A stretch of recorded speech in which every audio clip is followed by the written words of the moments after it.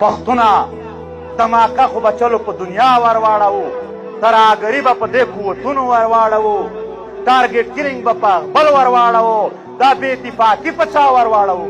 ته بې اتفاقه یې ته څنګه چې دښمن دلته په دې خاوره باندې یو ناقص یو ظلم او د جبر منصوبه لري، هغو ته تر ټولو زیاته لار ستا بې اتفاقي ورکړې ده.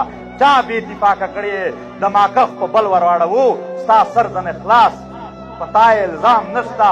په هغه کې زه د دنیا سره دلیل وایم چې پښتانه نه دي ترهګر، خو البته د بې اتفاقۍ دلیل چې کله د یوه پښتنې مور سره زه ملاوېږم چې اوښکې یې زموږ په مټونو تویېږي، ځوان زوی یې په وینو سور پروت وي، هغه چې کله ما ته وایې پښتانه اتفاق ولې نه کوي، زما نه لار ورکه شي، هغې خوا دې خوا مخ اړوم. کام څوک دی؟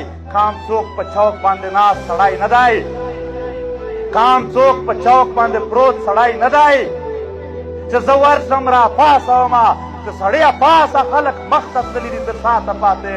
سړیه ظلم جبر سره مخ یې، سوالګر درنه جوړ شوی دی. لہذا دا کام تعین مو وکړه چې څوک دی کام.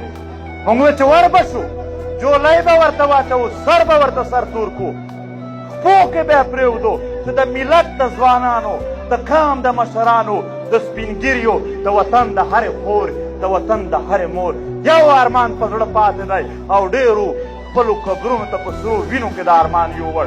کاش که پښتانه په اتفاق شي، کاش که زموږ مشران په اتفاق شي. خاصه جولی درته غوړوو، نور اتفاق کوو، نور بریدونه تعصبونه د یو بل نه مخکې کېدل، سرشه کېدل، د یو بل خپې رانیول، دا پرېږدو. اول قرآن موږ در کوو چې نه کوو، بیا سره که چې دا کار ټول نه کوو.